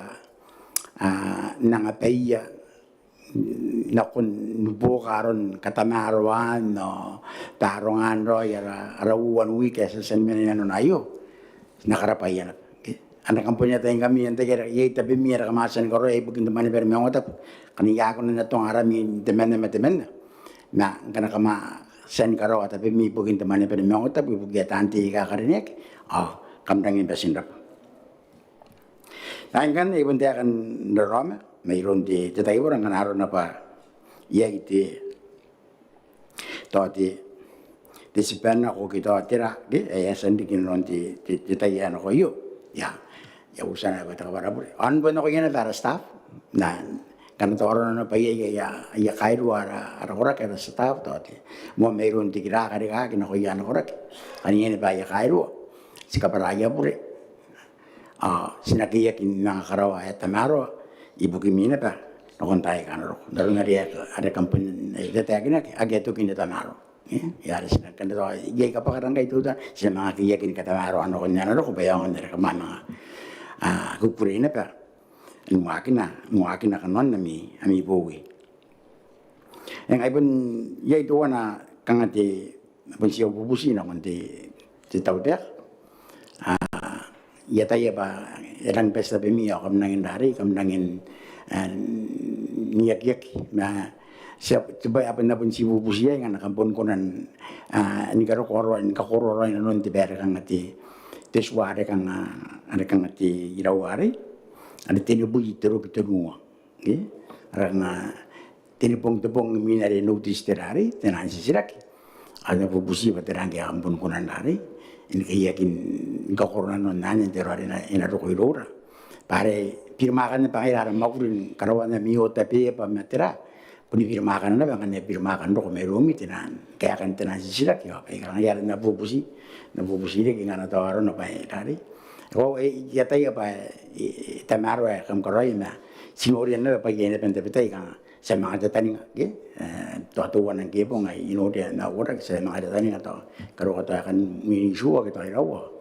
na isba mga ro tenan dari ato ka perente ka ngayaran na si bubusi kana kam tayo kan dari ngi kayak ito yo pantao si tanu wa kita irawa di sila ka rewa mang gibo ma enganan ya pun isukuna betu na wa bisin tataningan dari jetaningan ngayaran na bubusi de na kan executive kana kam tayo daring kayakin ni kokoran no ara suan te ya ai pun tak dikeroin kan dikeroin no ko min ka bene tanti ka kam karine ki no ma mi usu kana mi mogro ka kokor naron ne kam nga penen dukin kay no ko ya mi korakin ka bene yon kidbes ya ki mani nga dinan te perisari bikin bu te perisari ito erek na ya ni na ya ngaya aya ka te pe no konti tati nga po no konti ma duwi ka dinaro at kain di garo te buwa kita ya ina pa ya bobo ta kinita yayo arian ka te kero ka na pa no ne wak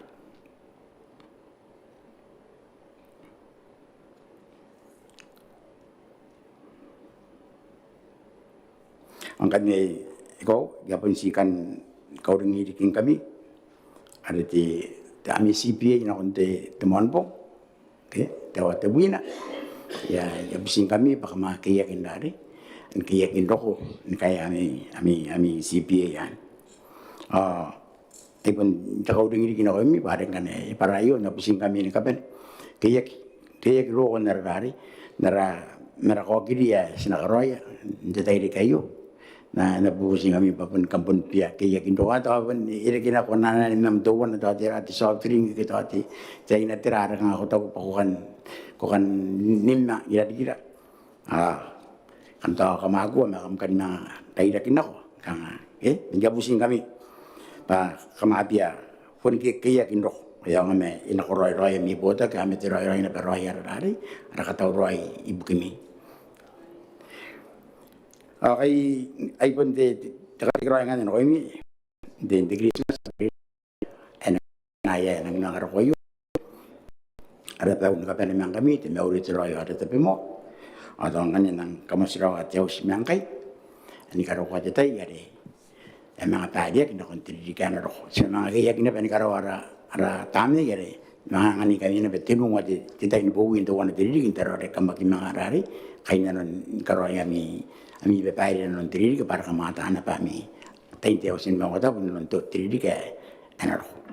ya ko misra te o sin kai ni karo ka dai ari na mga tayo kin triri ke po ay mo sira te os